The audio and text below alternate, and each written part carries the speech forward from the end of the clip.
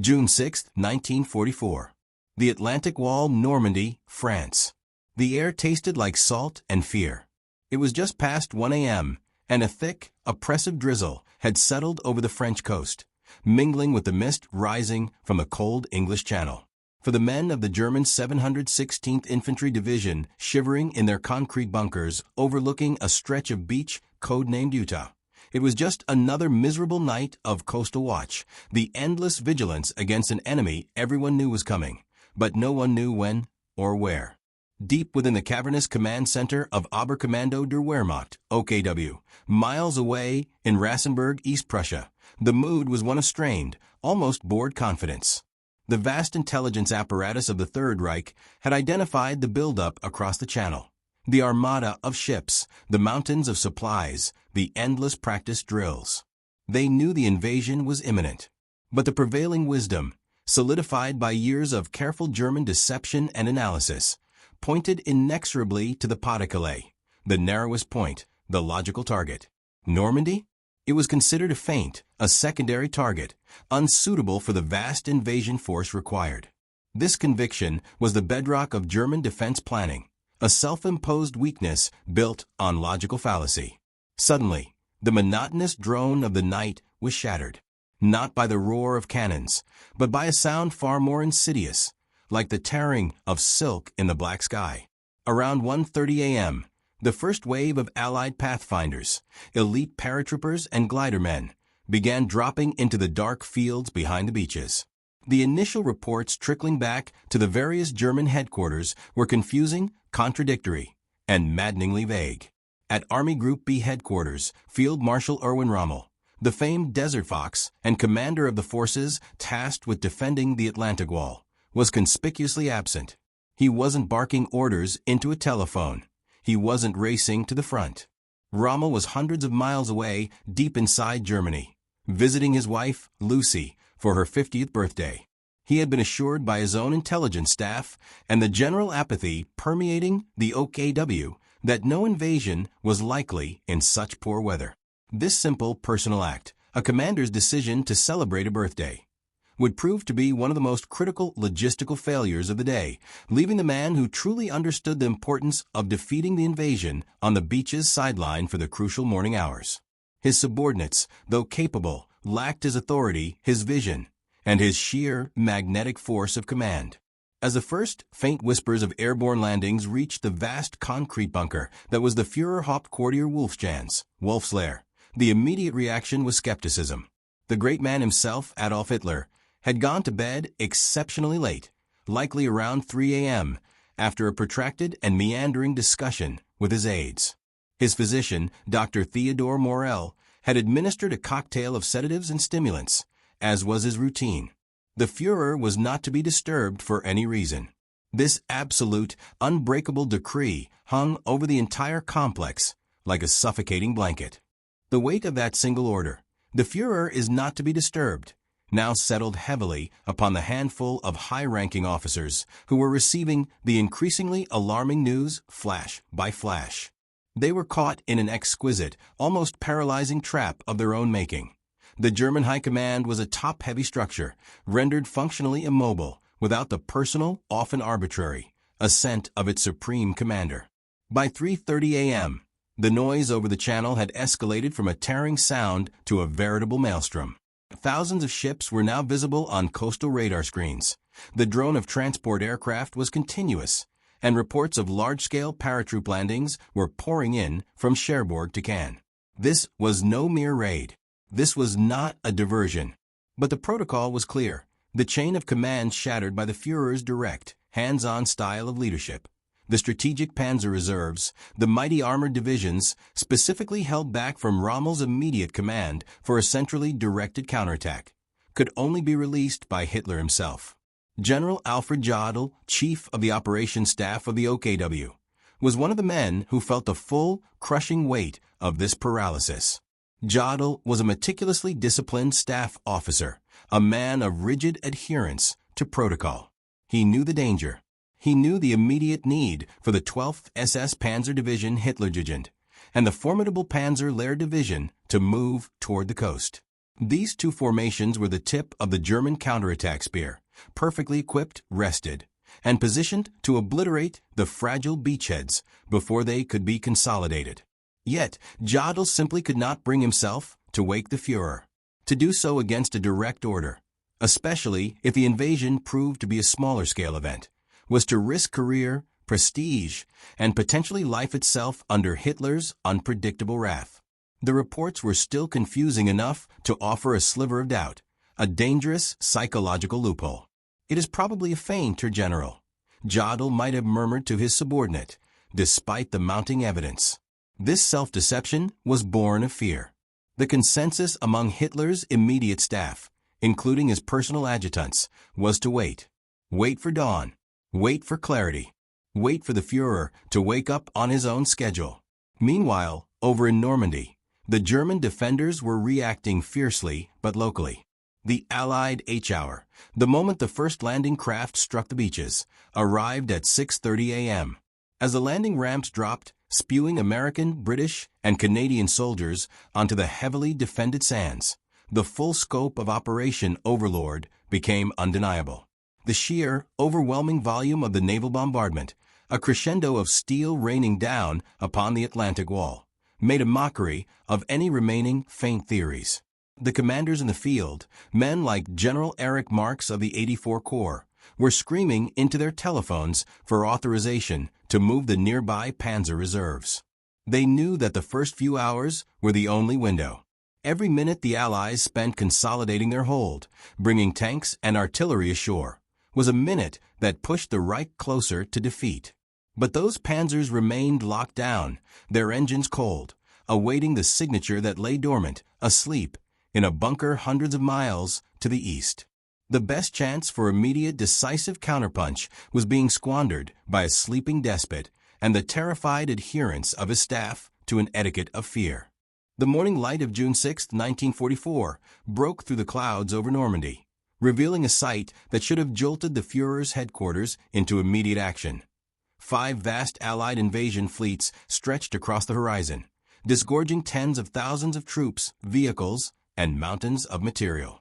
By 8 a.m., with 2 hours already passed since the first boot stepped onto the sand, the situation was moving past a point of easy reversal. Yet, at the Wolf's Lair, the enforced silence continued. Hitler finally stirred and was fully awake around 10 a.m. This 4-hour delay from the moment of undeniable H-hour, and the 8-hour delay from the first paratrooper landings, was a window of strategic opportunity the German High Command had simply surrendered. When the news was finally presented to him, a meticulously filtered, cautious summary of the morning's events, the Führer's reaction was not one of panic or shock, but of baffling, almost gleeful dismissal. He was immediately convinced of his own military genius. He had always maintained the Allies were setting a trap, that the real thrust would come at Pas-de-Calais, where the V-weapon sites were, and where the shortest route to Germany lay. So, he is reported to have remarked with a smug wave of his hand, "The invasion has begun. I told you, gentlemen, it is only a preliminary operation. They are trying to lure our reserves away from the main point of attack." This unshakable conviction was the new paralyzing force. Having finally awoken, Hitler refused to authorize the immediate release of the critical Panzer reserves. He remained paranoid that sending the 12th SS Panzer Division and the Panzer Lehr Division south to Normandy would leave the actual invasion point, Pas-de-Calais, exposed. His deeply flawed, yet self-aggrandizing strategic assessment was now overriding the desperate pleas and undeniable facts being reported from the front. The crucial delay now transitioned from a lapse in protocol to a catastrophic, ego-driven tactical blunder. The German officers, who had spent the morning terrified of waking him, now had to contend with a Führer who was awake, but completely deaf to reason. Field Marshal Rommel, alerted by his staff and rushing back to his command post, was still hours away from being able to exert his authority, or even provide a counterpoint to Hitler's stubborn delusion.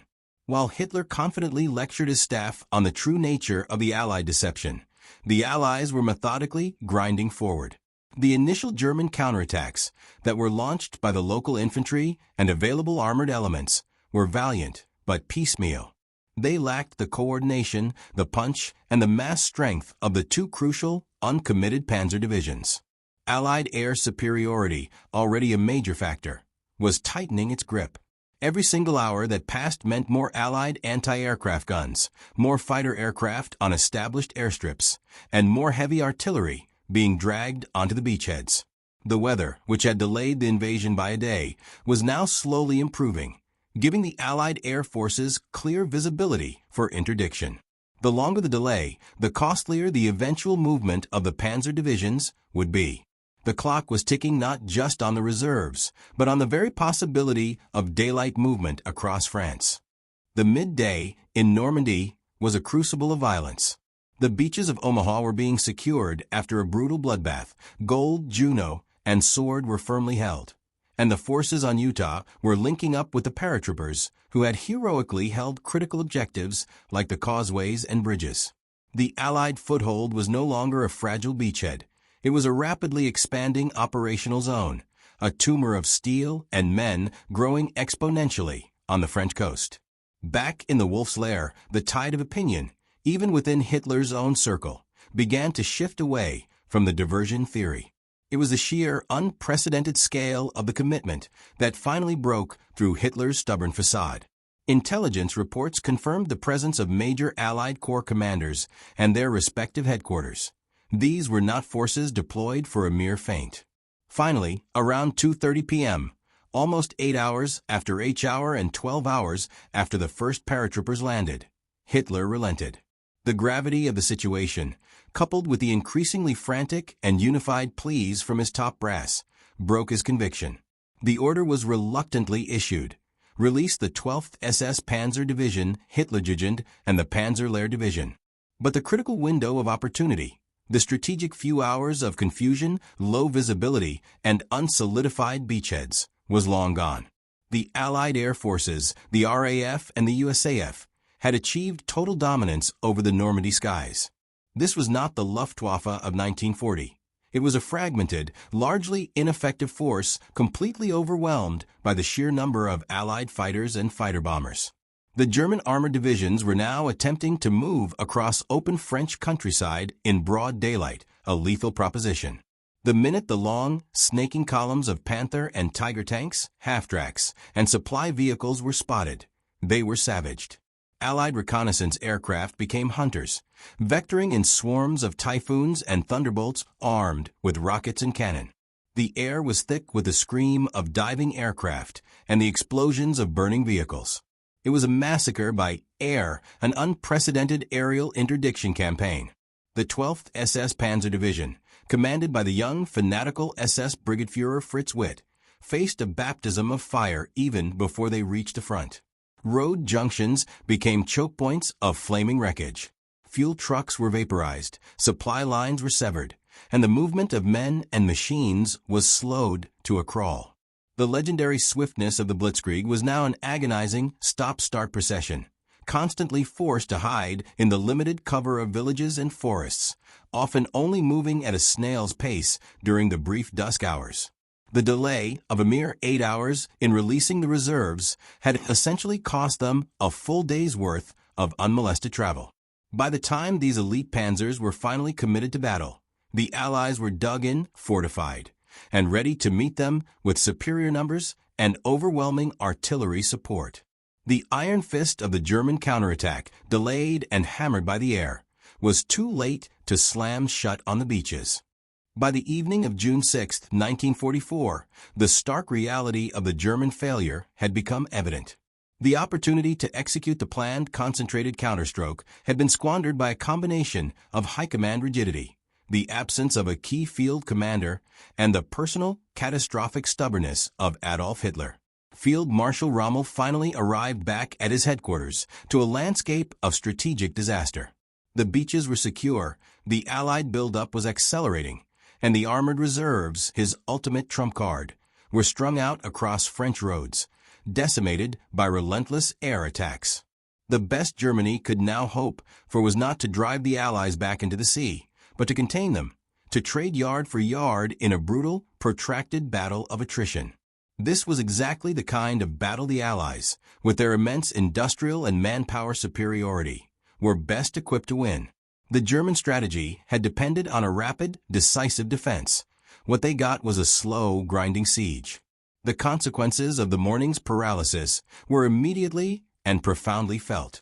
The Panzer Lehr Division, one of the most technologically advanced and well-equipped armored formations in the Wehrmacht, only managed to engage elements of the Allies on June 7th, a full day late, and was immediately entangled in a desperate, defensive fight against superior British forces. Similarly, the fanatical Hitlerjugend Division, despite its fierce fighting spirit, arrived exhausted and understrength, never achieving the massed thrust that was needed to rupture the Allied lines. They fought with incredible bravery, but were forced into a costly, attritional defense of key positions, rather than the offensive blitzkrieg they were meant to execute. This single day, June 6, 1944, serves as a textbook study in the deadly consequences of autocratic command and centralized control. The fear of waking one man, the refusal of another to act without signature, and the delay caused by a commander's birthday visit all conspired to neuter the most powerful counterattack force the Wehrmacht possessed. The failure was not one of logistics or morale among the frontline troops, but a failure of command at the highest level. The German High Command's deference to a sleeping Führer cost them their only viable chance to win the Battle of Normandy. The beachheads that morning were fragile, a paper-thin connection between the Channel and the continent. Had the two Panzer divisions been released at dawn, moving under the protective cover of the early morning mist and ground haze, they might have hit the Allied landing zones with the necessary weight and violence to break them. But by the time they arrived, hammered and stalled, the tide of the war had already turned. The Atlantic Wall, for all its concrete and steel, had been breached not by the sheer force of the Allies alone, but by the fatal, self-inflicted wound of a German military machine that could not move when its commander was asleep. The Führer awoke to the reality of the invasion, but by then, the fate of Hitler's Europe was already sealed.